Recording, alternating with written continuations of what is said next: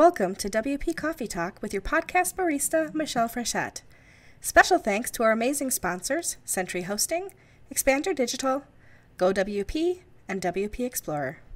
WP Coffee Talk is a proud supporter of Big Orange Heart, whose mission is to support and promote positive well-being and mental health within remote working communities.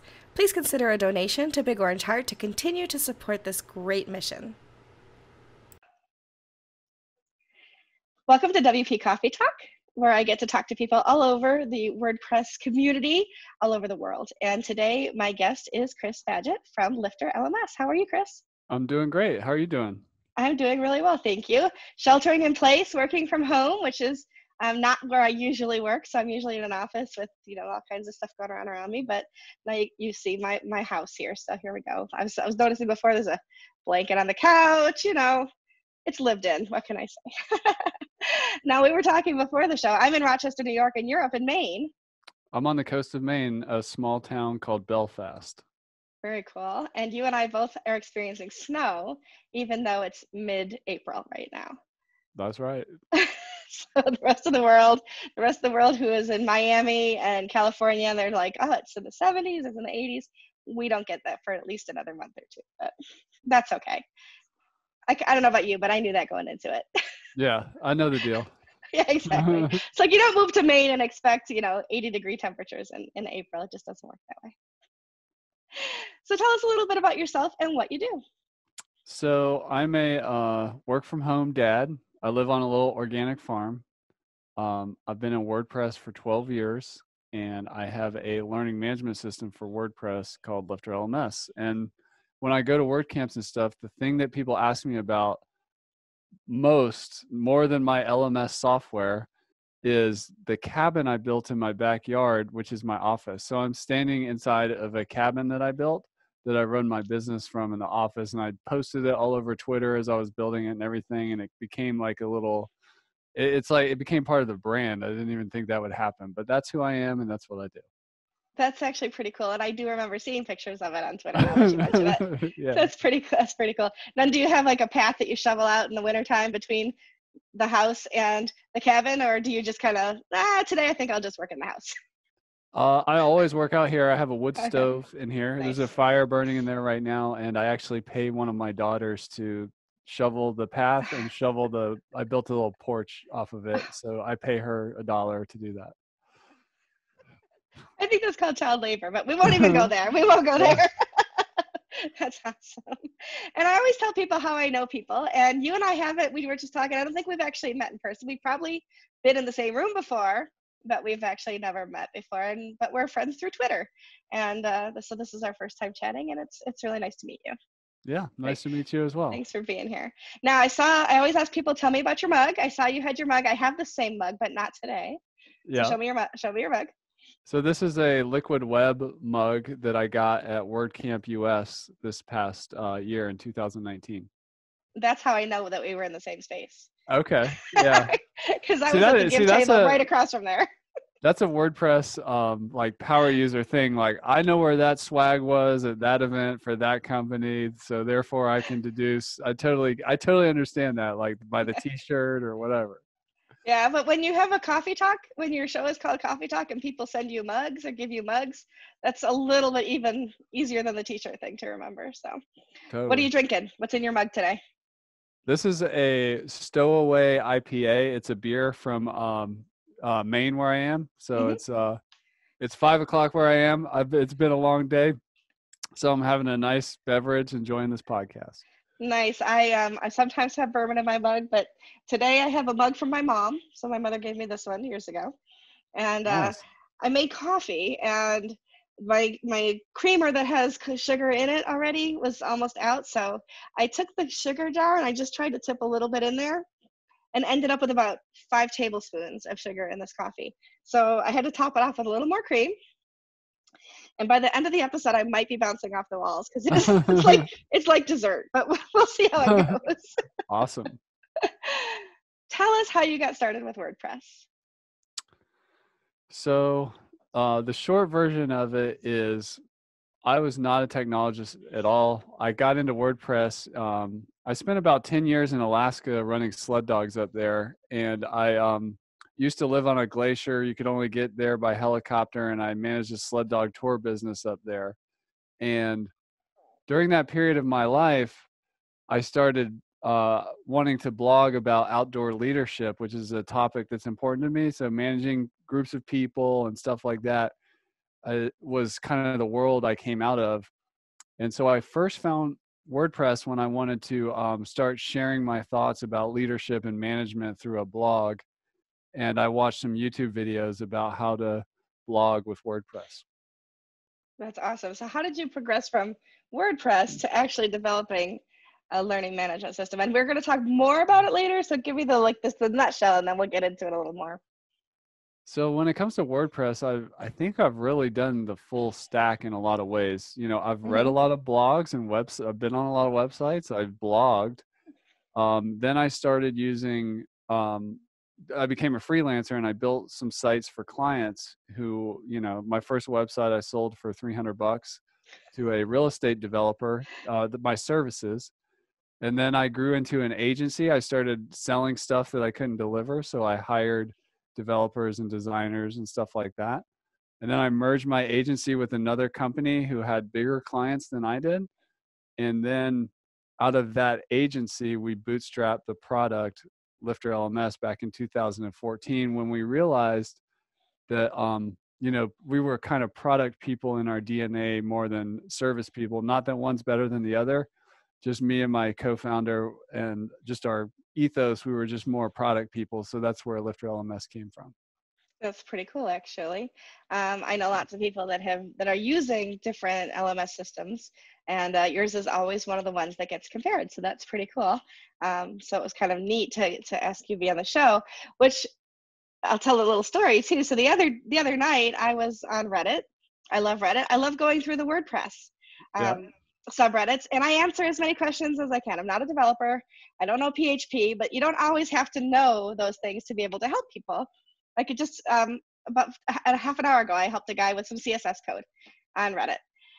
And so somebody had asked a question specifically about LifterLMS in Reddit. And I was like, wait, I know the guy who does LifterLMS. So I direct messaged you, and you like went right into Reddit and responded to him. And I was like, okay, this is super cool. I got to have Chris on the show. Because that's awesome. Yeah. Well, thanks for having me. And I have to admit, I'm kind of in a lot of places like Twitter, Facebook group, whatever. But Reddit, I am not a Reddit person, so I don't really understand it and know the ethos. So it was fun to go in there because it's not something I'm used to. And I was like, this is cool. I hope I'm not breaking any rules while I'm in here. So there are almost no rules. The only thing you're not supposed to do in certain subreddits is sell. So like, you know, well, I was in the nonprofit one once, and somebody asked a question, and I said something about Give WP, and I got banned from the Reddit. I was like, wow. Okay. All right, now I know. Yeah. But yeah, no, it was perfect. And I think he was probably pretty happy, or she, I don't know, that you were able to answer those questions so quickly with all positive answers too, that you could actually do everything that they needed. So that was very cool. Awesome. Well, thanks for the heads up. Yeah, it was kind of fun. I was like, I can connect people. I love that. When you think about websites in general, and maybe, you know, specifically people who are using learning management systems, what's something that you think in the industry we don't pay enough attention to that we need to make stronger, better websites for our end users? To focus on the result more than the mechanism. And what I mean by that, so I'm not just talking, it's about LMS. Like, so for example, I see people get really married to certain tools, like certain page builders, certain LMS, certain membership plugins, certain e-commerce plugins, certain whatever. And they're like, yeah, I'm an expert in this tool. But what people really want is a specific result. And sometimes the tool set varies based on what you need. And I think what we need as an industry is just a deeper connection with our customer, our client who's asking us to build something, and build around the result they want more than the tools that we know and love. I think that's what our industry really needs. And in the LMS space specifically, you know, I see people, Lifter's super flexible, so you can use it for courses. You can do it paid courses, free courses. authority influencer business, or like course marketplace, or internal training in a company, or training-based membership site. Super flexible. Mm-hmm. But if you go to a client, it's really about what they need. Like, which one of those business models are we doing here? So then let's choose our tools and configure the plan based on that, more than what we like to do and what our specialty is. I think that's what and not just in the LMS space, I think a more client focus as opposed to like tools focused conversation is really important. It makes a lot of sense. It reminds me of that old adage that if all you have is a hammer, every problem looks like a nail. Yeah. So you don't always want to use just that one tool. You've got other things that you can do at your disposal. Oh, that makes a lot of sense. What's something that you wish you had known earlier in your WordPress journey that you've learned since that might have made life a little bit easier earlier on? I wish I had gotten involved in the community earlier. Mm-hmm. So my first foray into WordPress was 2008. And then the first time I ever went to a WordPress event of any kind was an event that Chris Lemma runs called Cabo Press. And this was in 2015 or something like that. So I spent 7 years in WordPress, having never met another WordPress user. My business partner, Thomas, I actually met on the internet. Like we signed business partnership papers before ever meeting in person. Wow. So I had been fully remote for a very long time with clients all over the world. And I had no idea about this amazing community that was around the project until I went to Cabo Press, which is not really, it's a very like niche specific thing. And then I started going to WordCamps. We started sponsoring WordCamps and doing more stuff, and attending WordCamps, and really kind of became immersed in the community, organizing WordCamps. Like, I just wish I had figured that out sooner. You're not the first person to say that. I'll say one of the first things I did was somebody said, there's these things called WordCamps. And I was like, well, I'll go to one and see. Like, Yeah. We'll see, and it's like halfway through the day, I was like, when's the next one? Because this is pretty awesome. Mm-hmm. Yeah. And I've lost count of how many I've attended by now, but they're so much fun. Yeah. And you learn so much and you make so many connections. It's, definitely. If people are listening and they haven't been to a WordPress event, you really need to go, because you don't know what you're missing till you see it. Thinking about WordCamps and meetups and any other kind of WordPress events, what's an event or a moment in time that was kind of pivotal for you, that I always say like the aha moment, or like the angel sang, or however you want to describe it. What happened? What was it? And what was the result? So we found success in WordPress by really getting focused. And as an agency, we started focusing on online courses and training-based membership sites. And we were literally building like LMSs from scratch every time, new, for high-end client, like big price point clients. And I was sitting with one of my business partners at the time, and he asked me, and just so you know, like before all this, I started creating online courses on my own, on Udemy and other places. Like I was kind of the scratch your own itch kind of guy. I'm like, there's got to be something better in WordPress. This has got to be easier. I mean, it's a content management system. Surely we can structure all this stuff in an educational format.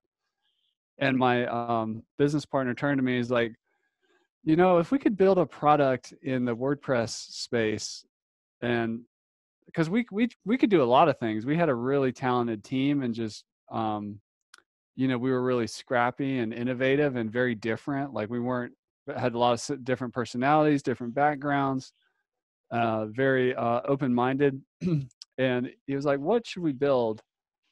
And I remember saying it without hesitation. I was like, we should build an LMS for WordPress, and work on these problems that the modern course creator and training-based membership site person has. So that one moment, that night when he kind of just opened up the conversation, like, hey, if we were going to switch from agency to product, what should we build? I was like, well, let's build this. So that was a pivotal event in our transition there. That's pretty cool, especially when you think about the fact that like using Udemy or one of those things, you're taking people off your website. You're letting somebody else host your content. If you can keep it in your WordPress website, it's completely yours. Nobody else has access to it. The information that flows through it, it's all in yours and it's in your WordPress databases, which makes perfect sense. Totally. So tell me a little bit more about LifterLMS. How did you develop it? What do you think is the key component that sets you apart and makes you better than some of the other competition? I can answer both questions with one image, which I call, which is a problem in WordPress, not just in LMS, called the software Frankenstein. So we first, I'm a WordPress power user. I'm not a developer. I have a business partner who's a developer and an engineer. But when you put me in play, like on a website, and people like me, which is most of the WordPress users who are non-technical, non-developers, and they're sticking plugins and themes and stuff together, what happens is they build this software Frankenstein, which, I need this plugin for that from that company, this plugin for this plugin for this. And all of a sudden things get unmanageable, lots of conflict. You're like more band-aids and stuff like that. So that's really the problem we wanted to solve from the very beginning, was how do we build an all-in-one solution? And the way we conceptualize that is, you don't need a separate membership plugin. You don't need a separate e-commerce plugin. You don't need a separate engagement plugin. You don't need to string together all these different plugins to create an LMS experience with like user accounts, progress tracking, course structure, curriculum design. We're just going to put it all together. So that's what makes us special. And as time goes on, we've built out that model so that, and also I should say, we do believe in like using other tools in the WordPress space. If you want to use WooCommerce, we integrate with that. If you want to use one of 1,000 themes out there or whatever, just take your pick. If you need like some other utility on your site, there's other plugins that can help, like simply schedule appointments for like doing, appointment calendars and stuff like that. So, but it was really that all-in-one solution and removing that friction so that somebody like me, who's not a developer, could come off a platform like Udemy, Teachable, Thinkific, and be like, you know what? I want more control, power, flexibility, ownership of the asset I'm created. I don't want somebody else's hand in my money. And I just want to do it, but I want all the power of WordPress without the hassle. So that's kind of our guiding principle of what makes Lifter special in the space. And then we also layer on top of that, which you kind of experienced in your story, which makes me super happy, is community and conversation. We don't optimize for conversions, we optimize for conversations. So when we have a really interactive Facebook group, we have just, if you reach out to us, we're going to talk to you. We're not going to hide around behind the website. And that's what really, we just double down on community. Love on the tribe is our #1 company value. So that's kind of what makes us special in the space. I have in my office, which of course we're not working from my office today, but I have a sign that says, "Find your tribe, love them hard." So see, I'm feeling it. Same idea. And what I do at Give is we call every new customer. So everybody that purchases our plugin, they give us a phone number, we give them a phone call. Welcome them to using it and having those same conversations. So it makes a difference, doesn't it? Yeah, I mean, there's a phone number on our pricing page. Who does that in WordPress? Exactly. It's not. Yeah. That's pretty cool. How scalable is LifterLMS? So like, I know that if I wanted to, have a, hey, intro to WordPress class, I could throw that up with Lifter. If I am teaching, a semester at the local community college, is it scaled to that as well? And how does it work? Totally. Well, you mentioned WordPress class. One of the biggest WordPress educators, there's a site called WP101. There's a guy, Sean Hesketh. He powers his platform with LifterLMS. Last time I talked to him, like 3 years ago, he said it in a podcast, so I'm comfortable sharing his numbers. It was something like 35,000 users on the site. And it's been a couple years, so I would just guess it's, over 50 somewhere. Yeah, at this yeah. point. So it can scale. And when you go big, like more than 1,000, 10,000, and you get into a lot of concurrent users, you need to have a good host. Sure. So this is where managed WordPress comes into play, and companies like Liquid Web, here. And like in our community, we hear, WP Engine comes up a lot, Kinsta comes up a lot, Liquid Web comes a lot. There's new players that are always coming in and really trying to craft that better experience for websites where the WordPress site is the business. It's not just a marketing brochure, because Right. those sites need more. They need more everything. They need better support. Like they need peace of mind. They need backups, recovery, security, all this stuff. So yeah, that's that's part of the mix for a successful site. Sure, especially for speed, right? Because you don't want Yeah, your classes to be like super slow and people to get frustrated. So making sure that you're in the right hosting platform makes a lot of sense in that too then. totally. For sure. Yeah.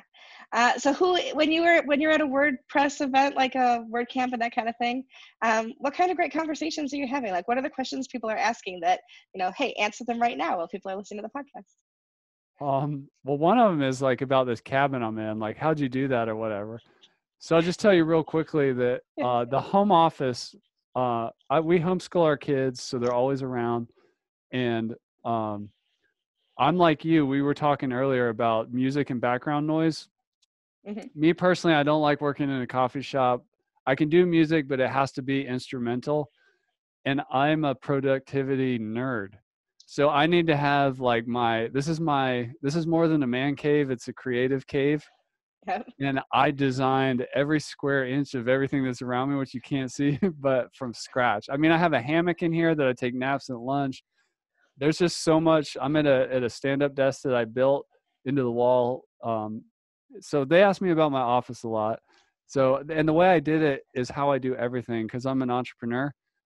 I don't know how to do everything, but I see opportunity everywhere. But what I am good at is building a team. So I found somebody near me who was a builder that I hired to come over to my house and help me learn how to do the construction. And so we worked on it together and all that. So that's how I That's built my cool. office. The other thing people ask me all the time is about pricing for their Mm-hmm. course. So it has nothing to do with how many minutes or video content you have. It's really what it comes down to is the value of the result your course can deliver. Again, instead of putting our product at the center, and if we put our customer at the center, so in this case, the course creator's customer, the learner, what do they want and need? Do they need training? They might need other products, other services, templates, worksheets, um, other software, maybe some discounts on something, maybe some blueprints of something. And we surround that customer with support. How much does that customer at the center of our business value that result that we've worked hard to create and deliver? And that's where the price comes from. And I'm also a big fan of recurring revenue. Mm-hmm. So if you can do it in a way without getting on like this unbearable content treadmill or constant one-on-one coaching, and do it in a scalable way, either through premium pricing or through group models, Mm-hmm. um, there's a lot you can do. And also, I say Lifter is an all-in-one solution, but if you pair it with a couple tools like Zoom, which we're in right now, Mm-hmm. Vimeo Pro for like hosting your videos to keep the website like super fast and everything, you can build an incredible coaching business. And whatever the result your coaching provides, like what's that worth to the person? And then my recommendation is 10x it. So if that result is hypothetically worth $1,000, maybe you're sitting on $100 course. If it's $100,000 thing, maybe it's a $10,000 program. If it's much bigger and like priceless, I don't know. The sky's the limit. Like, what do you want to charge? So I'm a big fan of value-based pricing. So people ask me about that a lot as well. And one more is how did I do this as a non-developer, like in a WordPress space?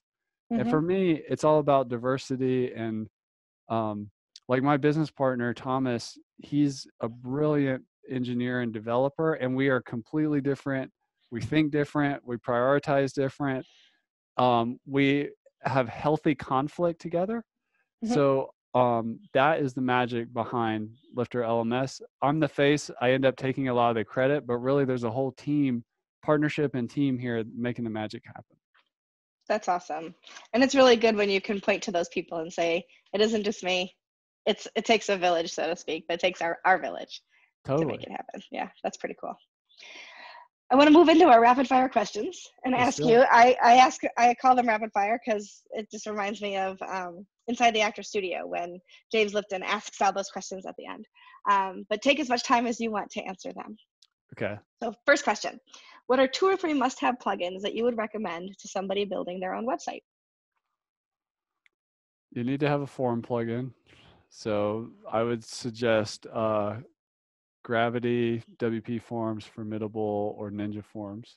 Mm-hmm. I love WP Fusion, which is integrates WordPress to 42 different CRMs. I happen to be an active campaign guy, so I like that. Mm-hmm. And the next one would probably be the Facebook plugin, because I think you should design around marketing from the beginning. So as soon as you start launching your site, you should get that tracking pixel in there so that later when you are ready to do Facebook ads or whatever, that you've kind of set yourself up for success. And I'll just throw one more in. I really like Munster Insights for the same reason, for Google Analytics integration, so that we can make data-informed decisions. Data is important, absolutely. At any point in your WordPress journey, have you had a mentor, whether it was official or unofficial, and somebody who maybe took you under their wing, or somebody that was actually an official mentor or business coach, and who was it? I've definitely learned a lot from Chris Lemma. Mm-hmm. And so he's been fantastic and really gave us some great advice at certain parts of our journey. Through Chris, I met a lot of other great leaders like Corey Miller, Syed Balki, Jason Cohen from WP Engine. There's just so many. Like, I'm an avid learner, so I always feel like I'm standing on the shoulders of giants, and I'm always open to learning from people around me. But those are some that come to the top of the head. Okay, so the next question becomes a little more difficult because you can't say any of those same names again. Okay. Who's somebody in the WordPress community that you admire and why? I really admire Carrie Dills. Mm-hmm. Because she is wicked smart. She knows how to have fun, and she is. I just like her attitude. And one more. I really admire Matt Medeiros. Mm-hmm. I love his commitment to community, to truth, and like justice, and just preserving the WordPress community and like challenging the status quo. And I also admire his ability when I first met Matt, like I used to listen to his podcast. Remember, I used to be alone, but I would listen to a few WordPress podcasts, and I'd be listening to the Matt Report. And then I finally met him one day, and I'm like, this is awesome. But I really admire his communication ability and podcasting. I have a podcast called LMS Cast, and really Matt was one of the people that inspired me to even consider becoming a podcaster. And he had no idea. He probably doesn't even know that right now. That's very cool. Well, he might if he listens to this episode. Yeah. One of the other things that I admire about Matt, since you brought him up, is he's one of those people that actually puts his money where his mouth is. And he is constantly fundraising for WP and Up, who I also support, and this podcast supports as well, which is about mental health and mental health in the WordPress community specifically. So he's a pretty cool guy. You got a WP and Up something over there, do you? Yeah, I was looking for my hat, but I can't find it. It's not in your Matt Report hat? Yeah. Yeah. Because he did. He gave, for a while, I think it was all of the profit from that hat into WP and Up. And he just did something else recently. I don't remember what it was. But T-shirt. Yeah. That's right. T-shirt. Yeah.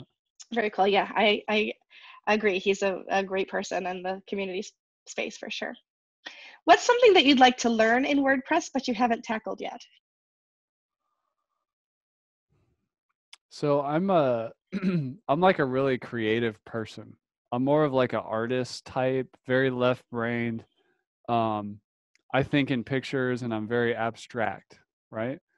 So I have to work really hard to even communicate clearly. It's like I'm so in my head and so like visual that I have to try really hard to be succinct and clear communicator. Um, so there's certain concepts. This is what makes the magic between Thomas and I, my co-founder. Thomas, he is also very creative, but he can also he's very systems and logical minded. And I want to learn more about the logical side without getting overwhelmed. And just to give you a funny example, like here I am, a somewhat quote successful WordPress product entrepreneur. I still don't really understand what a database is. I'm not even sure. But you know what I understand better than anybody in the world is like course creator problems. So when you put me and Thomas together, that's where the magic happens. But my whole point is I want to learn what engineers do better. I have a lot of love and empathy and sympathy and all that, but I just want to know their world a little more because I'm fascinated by it. Yeah, that makes a lot of sense too. If you can understand each other a little bit better, maybe you can even have better synergy. You never know. There you go. Awesome. What is one of the biggest WordPress mistakes you've ever made, and what did you learn from it? There's a lot. Besides not getting involved with the community earlier is one. Number two is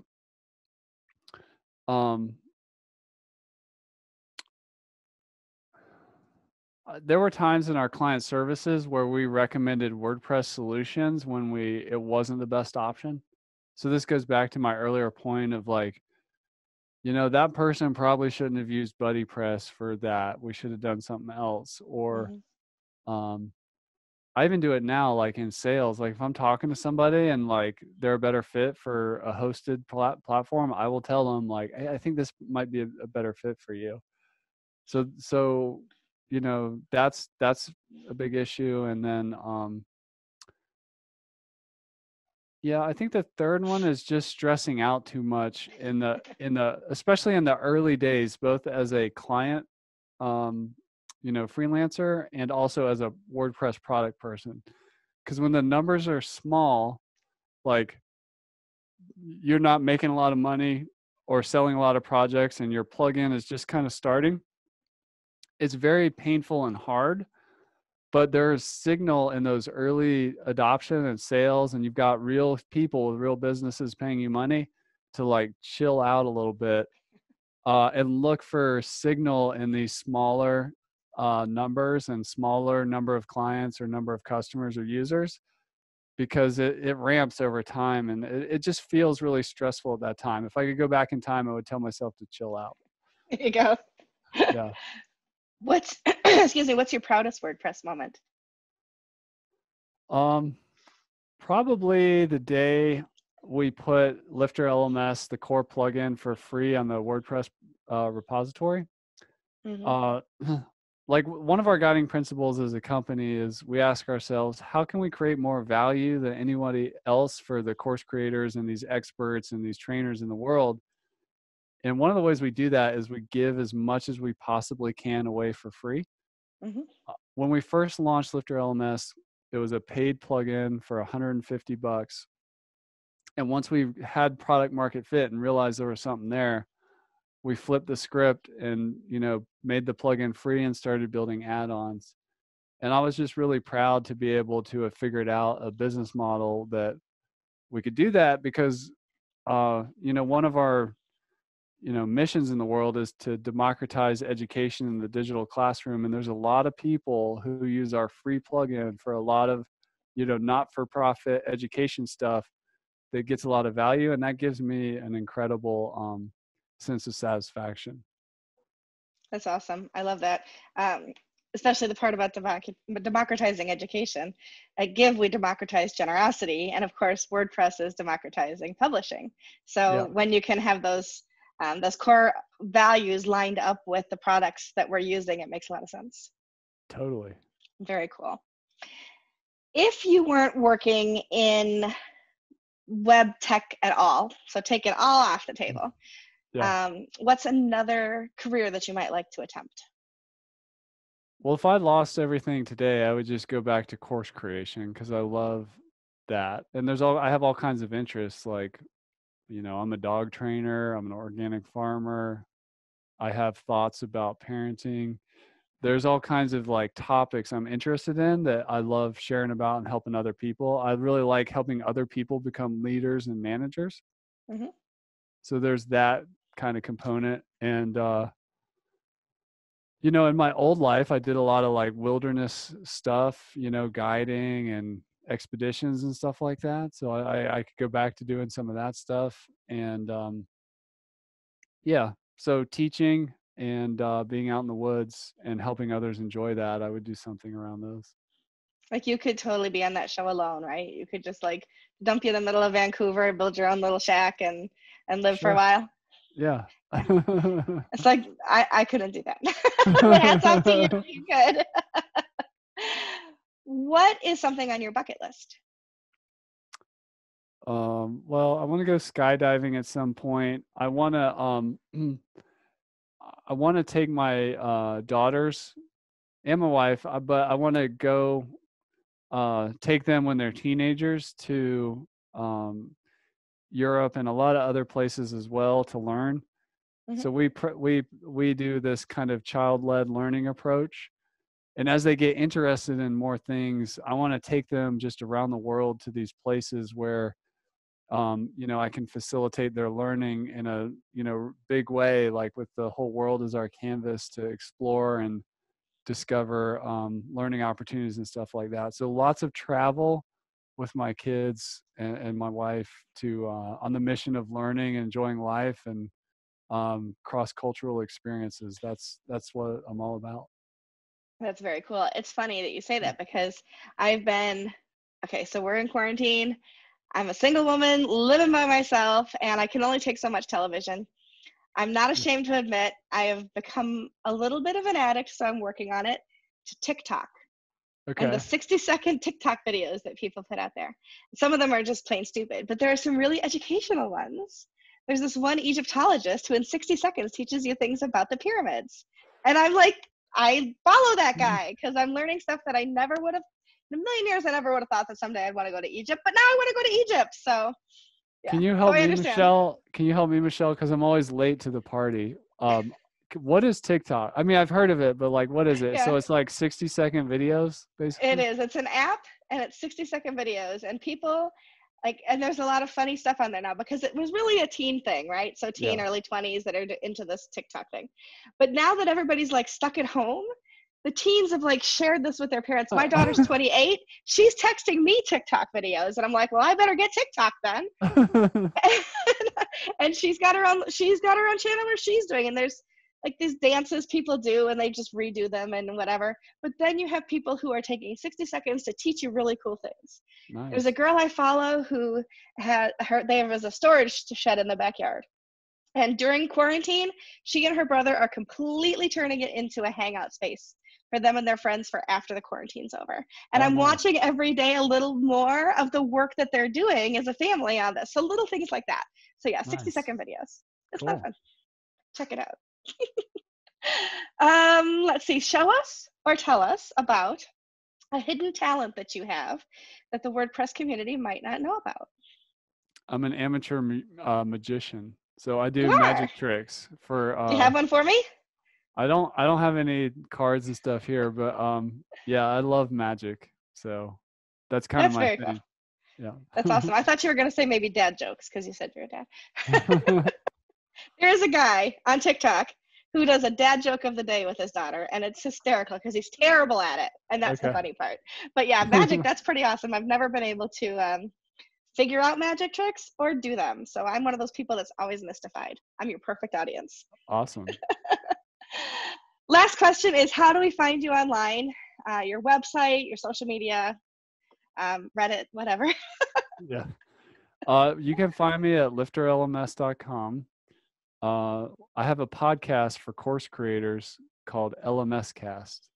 So that's a good place to find me. And if you just Google Chris Badgett on Twitter or Facebook or whatever, you'll track me down. And in terms of WordPress, I would say I really curate my Twitter for the WordPress folks. So that's where I really tend to connect with WordPress people, but you can find me everywhere. But the best place is LifterLMS.com, and check out the free LifterLMS plugin. It's in the plugin repository, and let me know what you think. That's awesome. And for anybody listening, we will have all those links in the show notes. So go to WPCoffeeTalk.com and you can find all of the ways to contact Chris on there too. So anything you'd like to share with us before we wrap up for the evening? I just want to say thanks for having us, Michelle. And I genuinely believe there's like a course inside all of us. So if you're listening to this and you have something to teach, or you have a skill, or you have a passion, or just like a marketable expertise, don't hold back.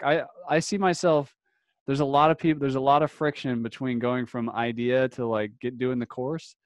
But if you have that kind of glimmer or that tickle in your mind, I would just say don't give up on it. Listen to it and see what you can do. I love that. And maybe you and I should talk later about doing a course on how to make 60-second TikTok videos, because I think there's something there. I really do. Yeah, that's awesome. You never know. Anyway, thank you so much for taking time out of your day to be here on WP Coffee Talk. I truly appreciate it. It's great to finally meet you face to face. I look forward to seeing you online more. So thanks for being here. Awesome. Thanks, Michelle. My pleasure. And to everybody out there, we'll see you on the next episode of WP Coffee Talk. Bye.